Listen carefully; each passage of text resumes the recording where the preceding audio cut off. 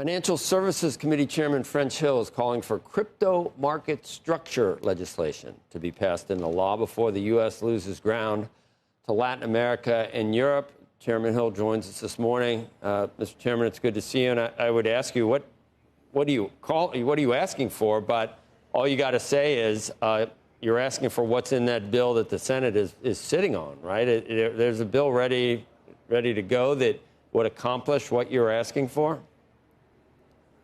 You bet, Joe. Good morning. Great to be with you. Happy 30th anniversary to the Squawk. Thank you. Glad to be on. Exactly right. We passed in the House in July the Clarity Act, which got 78 Democratic votes, meaning we had a strong bipartisan vote over the suspension of vote level in the House, meaning more than 290 members came together to vote for the Clarity Act, which is that market framework which will make America the most competitive digital asset nation in the world. When you combine it with the Genius Act that President Trump signed into law in July, which is the dollar-backed payment stablecoin legislation. And you are somewhat gratified with what the Trump administration has done. There's been some progress, obviously, with the Genius Act, but what I didn't realize was how more advanced, is that the right word, for crypto use in the economy is in South America. And maybe even in Europe, in terms of legislation, where we're definitely ahead with liquidity, and we've had some good IPOs, but we're lagging without this structure in place. That's right. We can't be competitive and lead the nation in fintech if we don't have this market framework. I told President Trump back in July that if you sign the Genius Act and you pass it, it's like passing a bill that authorizes the use of a cell phone, but you have no cell towers. You don't have the rules for custody, for dealing, for exchanging, for serving as a trader, for how you're going to actually operate a blockchain network inside the financial services industry. So we need both. They're both essential. And as you point out, the Senate is now considering the Clarity Act under Tim Scott's leadership in the Banking Committee and John Boozman's leadership in the House of the Senate Ag Committee. And we hope that they will take prompt action on that this fall during the October and November timeframe. I'd love to see the Clarity Act pass the Senate before the end of the year. Why is it? What's the problem? Who would bring it up and vote? Is that John Thune, Senator Thune, or what? Why? I don't understand why Republicans can't do this if they have a majority. Well, it's being worked on. Kirsten Gillibrand in New York and Cynthia Lummis from Wyoming. Cynthia is the chair of the Subcommittee on Digital Assets, FinTech in the Senate. It's been referred to her committee. They've had a hearing.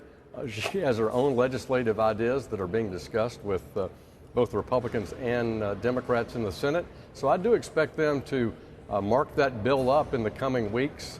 And I hope they'll use the Clarity Act that got 78 votes from Democrats in the House as their base text for passing their own bill for market framework. We're going to have the speaker on a little bit later, and we're going to talk. I mean, we could talk Fed. We can do that in a second if we have time, Mr. Chairman. But another showdown, and the GOP wants a mostly clean, short-term funding patch. I love reading Schumer and Jeffries. So Democrats want some concessions on health care. I guess from the big, beautiful bill in the stopgap measure. Right. And they're just saying, if you don't do this for us, you are the ones shutting down the government.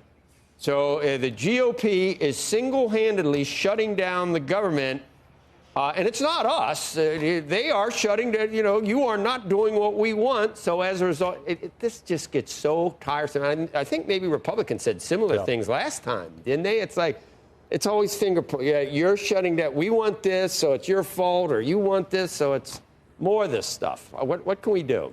Well, here's the bottom line. Nobody benefits from a government shutdown, and the Democrats are not in control of either house of Congress. You say that now, Mr. Chairman. Yeah, you say that now, but when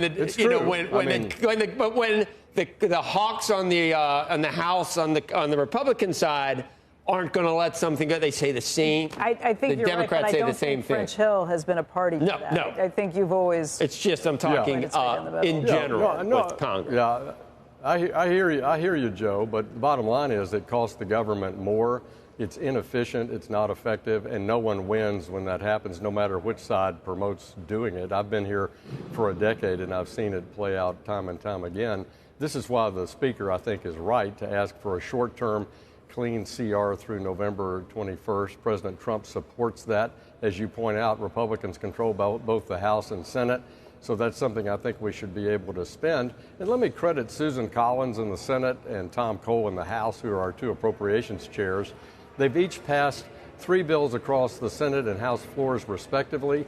And Tom Cole has now processed all 12 bills through his committee before September 30th.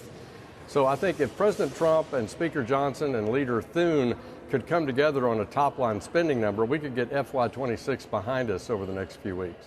That sounds good. Well, let's hope so, and we'll see what happens with that. You know, I could ask you what you think the Fed ought to do, but we all have an idea. I guess you like the 25 basis points, or would you rather have 50? What do you think? Well, I think it's a tough job this time. I think the statistics are heading in both directions, and so I think the board has a tougher decision. Now is the question is, are we at a restrictive interest rate level? I think that's what they have to look at. If you look at the Atlanta Fed monitor, you wouldn't come to that conclusion. But I think they have a tough job. I look forward to seeing what their decision is today.